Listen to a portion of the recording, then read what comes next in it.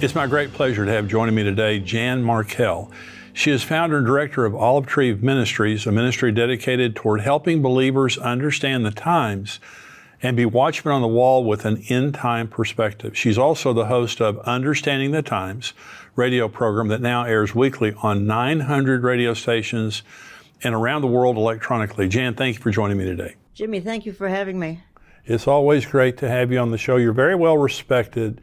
I know a lot of our subscribers and viewers, they think highly of you, and we have a little online community at endtimes.com, and they'll make comments about different people, and they comment about you all the time, quoting you. You know, and I was looking forward to having you on the show today because I have never seen this kind of world like you. I've studied end-time prophecy for a long time, but it just seems to me, Jan, that on October 7th, there was just something that happened. It was just like a boil was lanced. And we're just seeing the world has changed. What is your perspective of October 7th and what's changed since then? Yeah, for one of my newsletters, shortly after that, 2-3 weeks after that, the opening article, I just titled it, The Day That Changed the World Forever. And I know not everyone totally comprehends that because that's a blunt statement. What do you mean, change the world forever? I mean, it's not a world war. A nuclear bomb wasn't dropped. Why did it change the world forever? And the reason I say that and continue to say it, and obviously as do you, is I think, and I was on air talking about it right after that, I think demons were unleashed that day. Demons obviously in Israel were unleashed, but Jimmy, clearly they're unleashed on the whole world because the whole world is now in Israel derangement syndrome. And that has to be a demonic thing. And therefore, I believe the demons targeted Israel, southern Israel, etc., the Jewish people in Israel.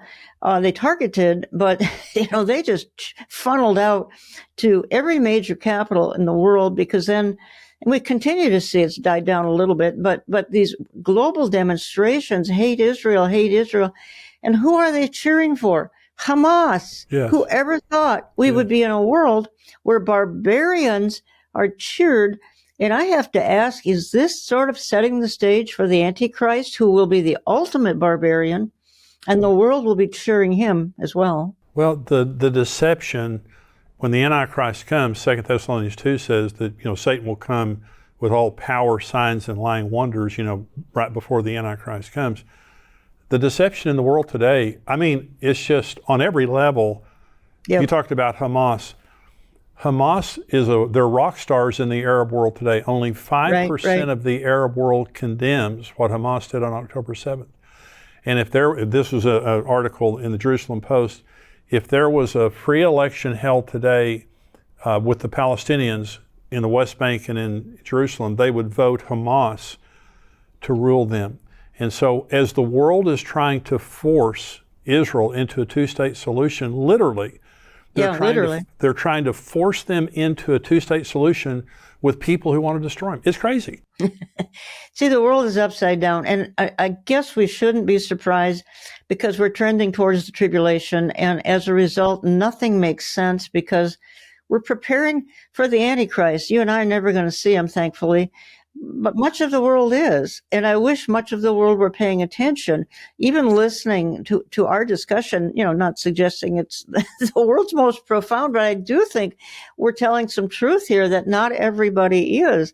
And that, there's a saying that if you want to understand the last days, the clock is Israel, the minute hand is Jerusalem, the temple hand, or the second hand is the Temple Mount. That's right. Therefore, if we're trying to understand the times from an end time perspective, folks just have to understand this little nation the size of New Jersey in the heart of the Middle East.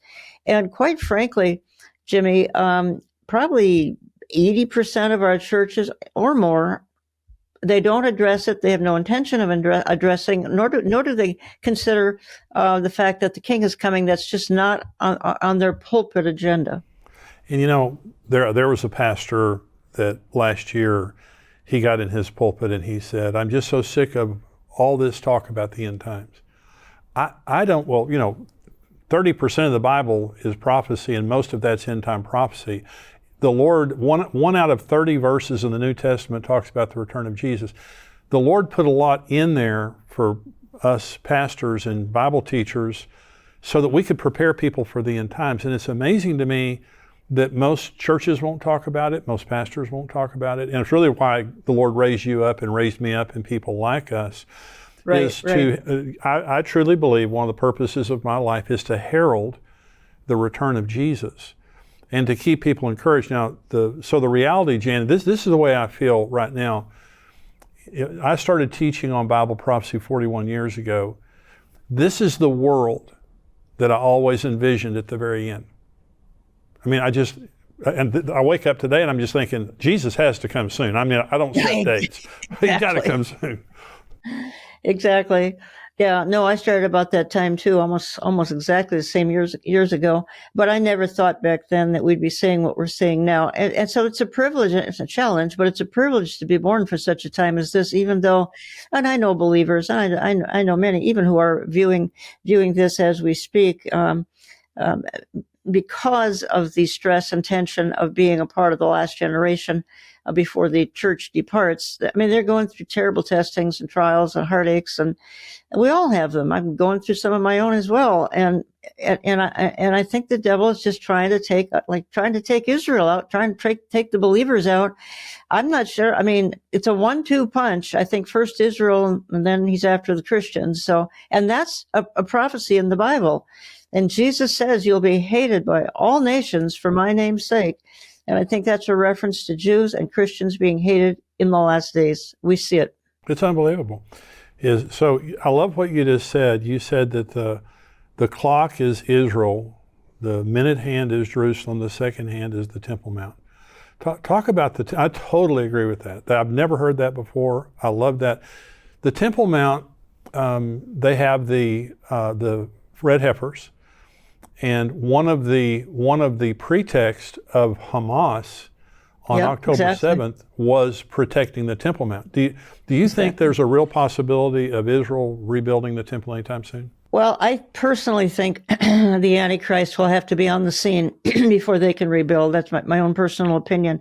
But I think what folks don't know, and it's such a key kind of ingredient here, is one of the reasons for the Hamas attack is they are very upset that the little red heifers, there are 4 of them now, the holy cows, as I call them, the holy cows are ready for even for Passover. And my understanding is one will be sacrificed near Passover. Obviously, they don't have the Temple Mount yet, but they're still going to do it perhaps on the Mount of Olives. So this is one of the main reasons Hamas struck Israel is over these holy cows. I mean, this is astounding because even they now see the importance of a coming temple. We call it the tribulation temple. The Antichrist will go in it and declare himself God to Israel at the 3.5-year point of the tribulation. But listen, Jimmy, if Hamas understands that, why do our churches not understand that? Right. That's kind of shocking. That's shocking. Well, so now I'm going to pick your brain here because I've done all the research I can do on the holy cows. I like the way you say that, the holy cows. So you say now there's 4 of them. Is it your understanding that one has been found kosher? I believe they all have. I believe all 4. One was disqualified, or maybe he died. I don't know. Since they're young, maybe he was just disqualified. But there are 4. My radio guest, as we speak, my radio guest is Mando Gonzalez, and he's written a book on the Temple Mount and the red heifers and all of that. And he says all 4 qualify, the remaining 4 qualify. So they're set to go Passover, and something's going to happen Passover. But again, Hamas tried to stop that. Ultimately, I don't think they will, but ultimately it gets down to that Temple Mount. That's what they're upset about. You know, a little, what is it? I don't know, 40 acre. I mean, it's not very big. We've all been there. It's not very big.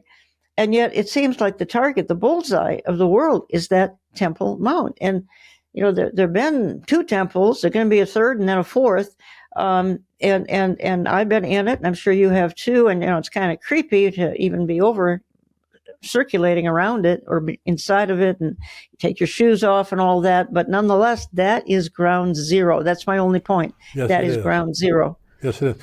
So I love that you said that, because see, the Mishnah, which is the written record of the oral tradition of the Jews, says that there have been 9 red heifers sacrificed since Moses, that the next one will be the 10th, and the Jews believe that the 10th one will usher in the era of the Messiah.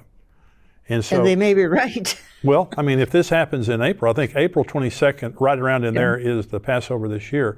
So we're looking at maybe 6 weeks from right now, we could have the 10th red heifer, and they've got the land to sacrifice. They have everything ready that they need. Exactly. Yeah. Exactly. And with the red heifer, they would be able to cleanse the Temple Mount, to cleanse the priest, and all that. Well, again, we are living in historic times, and I know your followers understand that, and I believe mine do as well. I mean, we're trying to get, the rest of the church ignited to be excited about the times that we live in.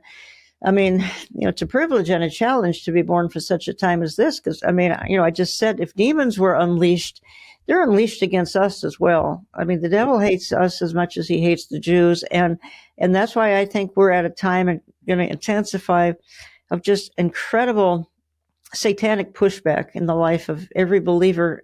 They already experience it, but it could get worse. Hope you're enjoying the show today. We're going to go right back to Jan Markell. Let me just say, we have a 7-day free trial. If you're not a subscriber, go to endtimes.com. You can have a free trial for 7 days. Check us out. We have got Mark Hitchcock, who has a podcast every week. We also have Brian Schrager, who is our correspondent from Israel, who has an update on Israel every single week. Articles, questions that we answer. I have a devotional that comes out every Sunday. We also have all of this archived. Go on endtimes.com. There's a 7-day free trial. We would love for you to become a subscriber and a part of our family. We also have an online community. They talk to each other. They pray for each other. Tipping Point and endtimes.com is a lot more than just this podcast. It's a community of believers who encourage each other and stand together waiting for the coming of Jesus. And so go right now to endtimes.com, 7-day free trial. We want you to check us out and become a subscriber. You will love it. It will be something that encourages you, and tell other people about it too. We're going to go back now to Jan Markell. Well, anti-Semitism is not an ideology, because you can't articulate it. No one can. It's a spirit. It's a demonic spirit. And it's a spirit of hatred that we see. And like you said, it's just hatred toward Israel, hatred toward the church, and especially hatred toward the Word of God. It's just this unbelievable hatred. So, Jan, do you believe, like right now, we're talking about October 7th, are there any specific end-time prophecies? Because you were talking about being hated by all nations. You can check that box.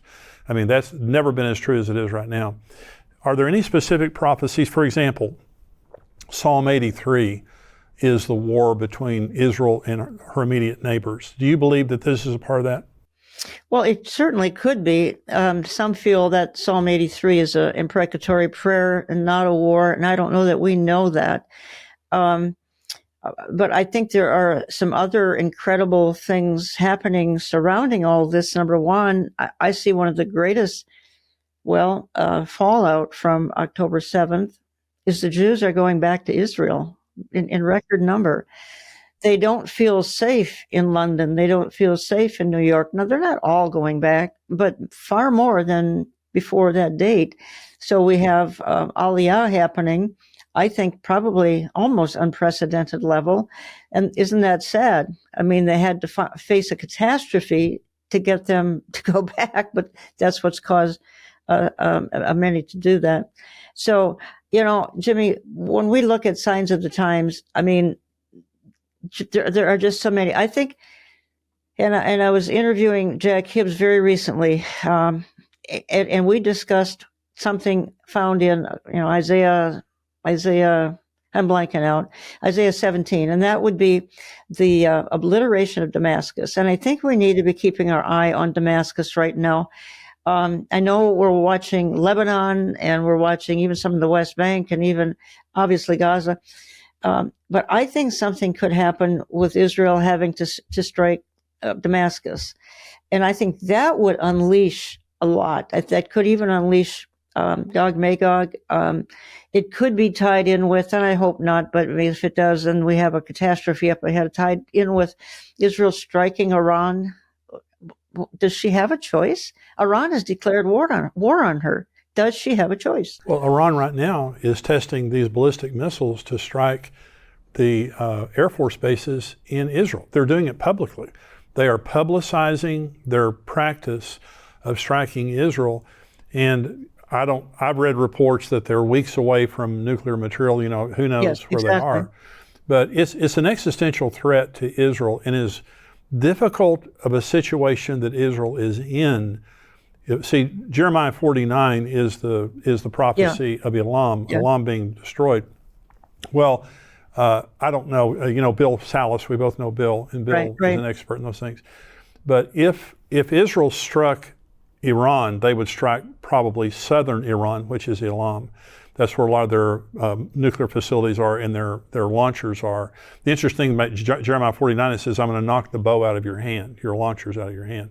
So like you, I just think that it's just a matter of time. Now, I think it was last week Israel struck a couple of natural gas plants in Iran, and it was pretty significant. But you just wonder how much longer they can wait before they do that. And of course, that's going to cause World War III, Russia, China, all that stuff. Exactly. And here's my concern for the immediate, let's say 2024.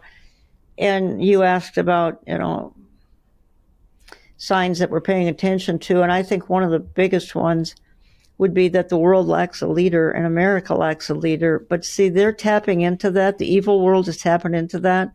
And that's why everything's hitting the fan right now, because there's not a lot of pushback from our White House. And I think the question is, and I think part B of that is, I think that the enemies of freedom are fearing our next election, and that there could be a change and somebody could come in who will push back. Now, that's not a political statement at all. That's just facts on the ground. Yes, it is. Mr. Biden just does not. I mean, my goodness, I'm glad we're striking some Houthi targets right now in Yemen, but this is so much bigger and so much more serious than Yemen. And when does China go after Taiwan? My hunch is they have to do it in the coming few months. Again, take advantage of America without a strong leader. Take advantage of a whole world that doesn't have a strong leader. Can you name one in Europe who just stands out and we say, oh, everybody's paying attention to whoever, Margaret Thatcher or whatever, but it seems that those people are gone. So we are in a time of unprecedented, perilous times. And that's partly because America has fallen off she's gone into almost oblivion. And will she come back? I mean, I don't know the future. She could, but it's awfully late. Well, President Biden could not have done more to help Iran than he has done. Exactly. Billions of dollars. Billions of dollars, and just playing kid glove, really preferring them in many ways and giving them the ability to do what they're doing right now without ever striking them back. Iran is the only ones that really haven't been struck. Everybody else, Israel, America, everybody's been struck except for them.